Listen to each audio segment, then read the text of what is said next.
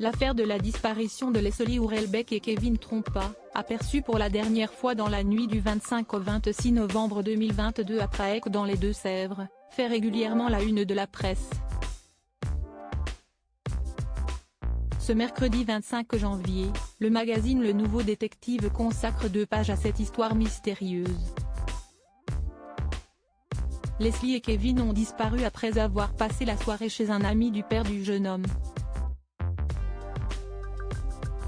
Depuis 2 mois, leurs proches remuent un ciel et terre pour glaner des informations. Mais l'espoir de les retrouver vivants s'amenuise chaque jour qui passe. Il y a un détail, rapporté par le magazine, qui interpelle, les revenus du jeune homme de 20 ans qui ne seraient pas très clairs. On dit qu'il travaille au noir sur les marchés, mais il est difficile de croire que ça suffise à financer son train de vie, est-il écrit. D'autant que des photos de vacances sur lesquelles on peut voir Kevin avec des liasses de billets dans les mains ont circulé sur internet. Une affaire qui continue d'alimenter les rumeurs. Faut-il regarder du côté du père de Kevin, Guy Trompa? Son profil n'est, en effet, pas fait pour assurer. S'il est actuellement en prison pour une durée de 6 mois après s'être violemment battu avec un homme, il jouit d'une réputation sulfureuse et la disparition de son fils et de Leslie pourrait découler de ses activités, toujours selon le magazine. Le père de famille possède plusieurs biens immobiliers, dont un étang à Coulon, où se situe sa résidence secondaire et dans laquelle il aurait pu cacher de l'argent.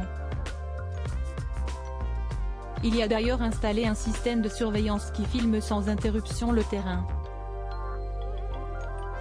Une façon pour lui de vérifier que personne ne pénètre sur sa propriété sans qu'il soit au courant.